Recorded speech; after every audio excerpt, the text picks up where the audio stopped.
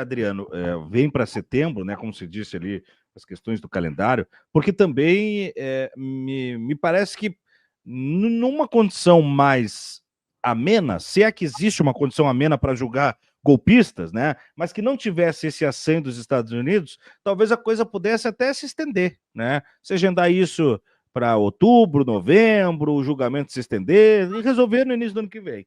Mas com o risco do tempo inteiro termos sanções, subida de tom e tal, o negócio é que se julgue o Bolsonaro o quanto antes. Depois de transitado julgado, deu, aí é jogo jogado, aí tá condenado pela justiça e tal, a coisa fica mais bem resolvida, né? Até mesmo para punir o Bolsonaro.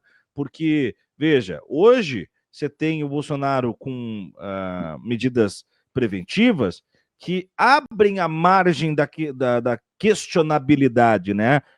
Sobre a decisão de Alexandre de Moraes, se não é aguda demais, se está adequada, se Bolsonaro incidiu em algo que justificasse a sua prisão domiciliar, se era necessário a tornozeleira, tudo isso é considerável dentro do pleito jurídico. Mas depois do transitado julgado pelo colegiado, com base naquele calhau de provas que até agora não teve nenhum refuto, aí não tem. Aí não tem nem a mãe do Bolsonaro, nem o pai do Bolsonaro poderia dizer, não, meu filho está sendo injustiçado, né? Daí a coisa fica mais fácil. Por isso eu penso também que venha setembro de uma vez, que venha esse julgamento, para tentar normalizar um pouco a temperatura das coisas, né, Adriano? E não estou falando só em relação aos Estados Unidos. Eu estou falando em relação ao Congresso, por exemplo, que depois que o Bolsonaro estiver preso, não tem mais essa pauta. Qual vai ser a pauta do Congresso?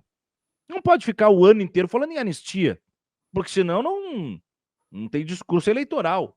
O Congresso a extrema-direita vai ter que se mexer eleitoralmente para se projetar junto ao público eleitoral, né, ao seu gado, né, oferecendo alguma coisa, senão essa gente migra. Então, de alguma maneira, a prisão do Bolsonaro também ajeita as melancias para o Congresso voltar a trabalhar um pouco melhor, não é, Adriano? Não, não há dúvida. Agora, eu não estou entendendo porque, lógico, que a entrada, o filho do Bolsonaro atuando nos Estados Unidos, o neto do Bolsonaro, Do do Figueiredo. Figueiredo, atuando nos Estados Unidos, que evidente que caracterizam crime de lesa pátria. O deputado Bolsonaro, regularmente, como deputado eleito por São Paulo, recebendo, tendo cargo e tal. E o pavor que o presidente da Câmara, por exemplo, mostra diante dessa coisa toda, daquela intentona de assumir todos os assentos da mesa diretora, todo aquele horror. É evidente que o Brasil esperava um outro posicionamento, né? Mas o que a gente precisa saber desse residual todo, como é, porque aquela pesquisa do Datafolha, que saiu no sábado à tarde, que veio como uma bomba, que foi para dizer que o povo brasileiro, em sua maioria, achava que Lula era responsável pelo tarifaço. E, somando Bolsonaro e o filho do Bolsonaro, dava um índice maior. Aquilo foi plantado de um jeito que até a Folha se envergonhou. E tem que ser, né? A E Folha tem se que se vergonhar. Tem que se vergonhar. publicar aquela pesquisa. Imagina. Agora, o que eu tenho captado, tenho discutido com as pessoas, que essa questão do tarifaço chegou no meio popular. Eu não sei nem por que o governo brasileiro não faz algumas campanhas de maior esclarecimento a respeito do tarifaço. Mas a questão do tarifaço chegou no meio popular. E a responsabilidade está recaindo sobre a família Bolsonaro, né?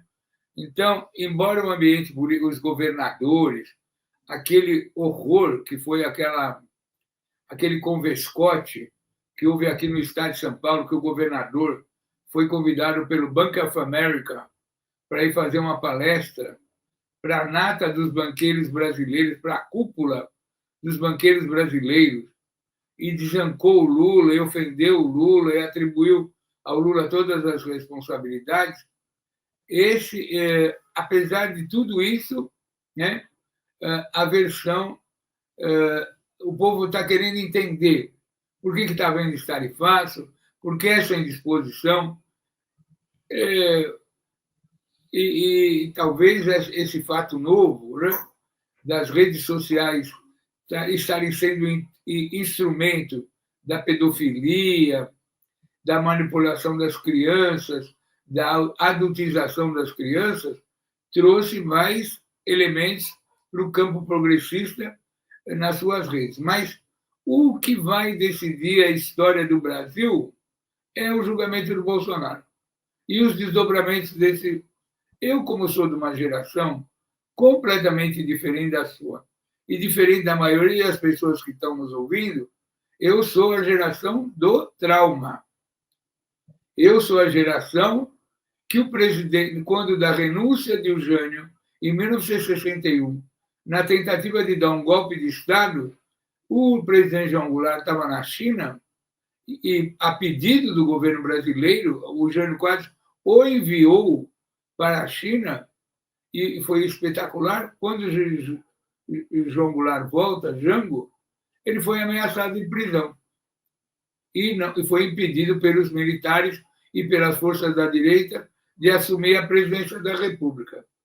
Daí a embaixada brasileira, a embaixada americana se mudou para o Brasil, instalou um governo paralelo e derrubou João Goulart e deu o golpe que durou 21 anos. Né?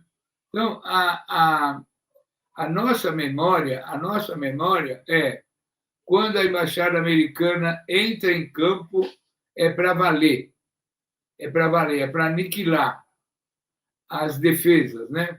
Ainda mais agora que eles estão querendo fazer uma base militar em Foz do Iguaçu, por causa do narcotráfico e tal.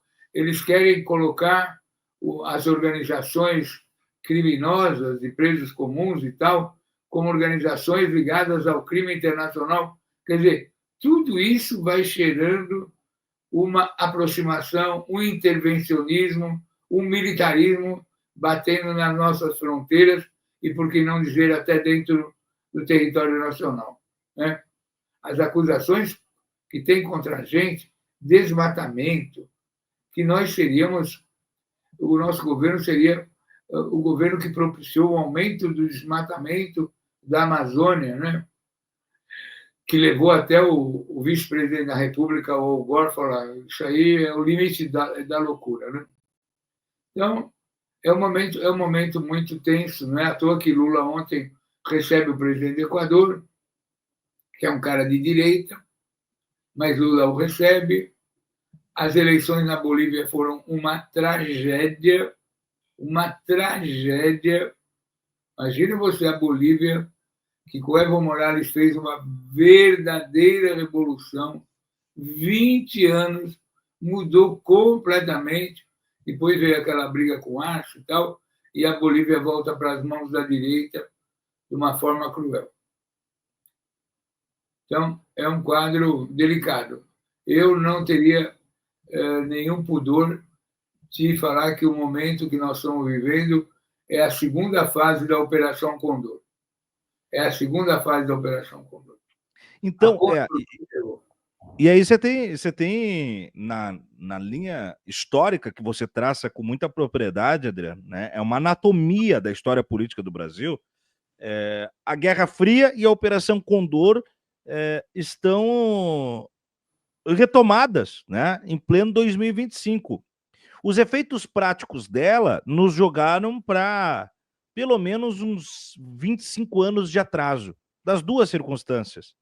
Como é que a gente vai conseguir evitar que isso se materialize, né, se perfectibilize, tanto as intenções dos Estados Unidos nessa Guerra Fria, e essa resposta eu acho que até é a mais fácil, essa eu consigo encontrar, né, ali com o bloco do BRICS, com multilateralismo e tal, essa é a solução inevitável, mas na Operação Condor, e é perfeita a sua análise, Adriano, porque se nós entendermos agora, até outro dia o Milei estava meio solto como a extrema-direita isolada da América Latina. Mas, como você disse, o Equador tem presidente de extrema-direita, a Bolívia vai ter no mínimo de direita, para não dizer de extrema-direita. No Chile, a tendência é que a direita vença também, né? E aí a coisa começa a tomar um outro caminho, de modo que vai ficar, depois da saída do Boric ali, vai ficar o Orsi, o Lula, meio que emparedado, tendo que recorrer lá em cima a Cláudia Sheinbaum para falar de América Hispânica de forma universal, mas meio sozinhos, né, Adriano? Não, o quadro, a Lúcia Rodrigues está falando aqui, a Lúcia Rodrigues de Souza. Adriano, estou 75 anos, nunca vi o país com tanta tranquilidade. Sempre tem ameaças de alguma natureza. É verdade, o país está com tranquilidade. Mas, Lúcia Rodrigues, já que você tem 75 anos, você lembra como era o Brasil em 64? Nós havíamos ganho a Copa do Mundo de 58, nós havíamos ganho a Copa no Chile de 62, com Garrincha, Amarildo, Zagallo, Pelé estava ferido não, contundido, né, naquela na virilha. Você lembra como era o Brasil em 1964? Concurso de Miss, Bossa Nova. O nosso país era uma maravilha. Não tinha nada. Paner do Brasil, não havia nada que conturbasse. Era uma ilha de paz, de tranquilidade, né?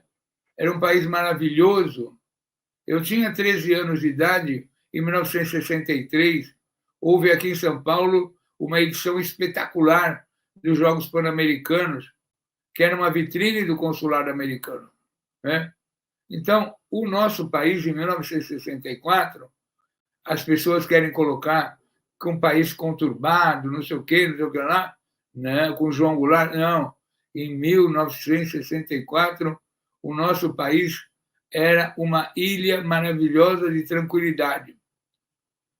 As duas, não tem, acho que, na memória política, lógico, depois houve a manipulação da Copa de 70, já na ditadura, lá no México, mas as duas Copas do Mundo, mesmo sem televisão a cores e tal, foi uma das maiores alegrias do povo brasileiro.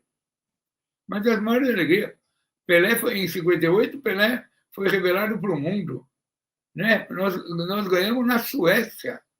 Suécia. O último jogo da seleção foi 5-2 contra a França. Então, o Brasil, naquela década, era um país virtuoso, maravilhoso. Tinha havido o Juscelino Kubitschek, que pode ter cometido erros como a transferência da capital, que depois foi perseguido pela ditadura e até morto de uma forma cruel na Via Dutra, quando estava fazendo uma real. Mas, e lógico, teve aquela intercorrência da vinda do Jânio, mas tudo que aconteceu em 1964, a preparação veio do exterior, veio da Guerra Fria, veio como consequência do assassinato do Kennedy em Dallas, né? E quem foi acusado? Os cubanos, por causa das bases de foguetes. Então, a demonização foi contra a ilha de Cuba. E Cuba foi colocada no isolamento que está até hoje. Não é à toa que o filho do Bolsonaro foi atrás de mais médicos a semana passada, junto com o Marco Rubio, lógico, que é aquele pessoal de Miami ultra recalcitrante.